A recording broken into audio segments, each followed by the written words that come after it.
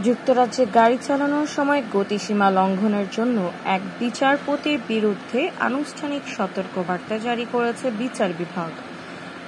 বল্টনের বিচারপতি আবিওয়ালা অনাটাডে এর driving licence বর্তমানে মোট 10টি পেনাল্টি পয়েন্ট রয়েছে।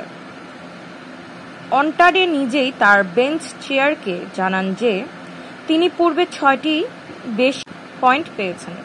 পরে জানা যায় 3টি ভিন্ন স্পিডিং অপরাধের তার লাইসেন্স মোট 10টি পয়েন্ট জমা হয়েছে। জুডিশিয়াল কন্ডাক্ট ইনভেস্টিগেশন অফিস জানিয়েছে, অনাটাডে দায় স্বীকার করেছেন, তিনি এই অপরাধগুলো আগে রিপোর্ট করা উচিত ছিল। তিনি তার ভুলের জন্য ক্ষমা চেয়েছেন এবং ভবিষ্যতে গতিসীমা মেনে চলার প্রতিশ্রুতি দিয়েছেন। জেসিআইও জানায়, বিচার বিভাগের আচরণবিধিতে স্পষ্ট বলা আছে, বিচারপতিদের আইন মান্য করা ও মর্যাদা রক্ষা করা বাধ্যতামূলক।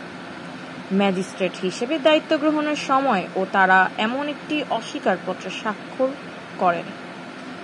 বিচার বিভাগের নিয়ম অনুযায়ী কোনো বিচারপতি যদি 6টির বেশি পয়েন্ট পান বা গাড়ি চালনায় নিষেধাজ্ঞার সম্মুখীন হন, তবে তার নেতৃত্বাধীন বিচারপতি বা বেঞ্চ চেয়ারকে জানানো বাধ্যতামূলক। লেডি চিফ জাস্টিস এবং লর্ড চ্যান্সেলরের পক্ষে বিচারপতি কিহান অনাটাডের কর্মকাণ্ডকে আচরণগত দুর্বলতা হিসেবে উল্লেখ করেছেন, তবে তার দীর্ঘ নির্ভরযোগ্য রেকর্ড, দুঃখ প্রকাশ ও ভবিষ্যৎ সতর্কতার অঙ্গীকারের কারণে তাকে শুধু আনুষ্ঠানিকভাবে সতর্ক করা হয়েছে।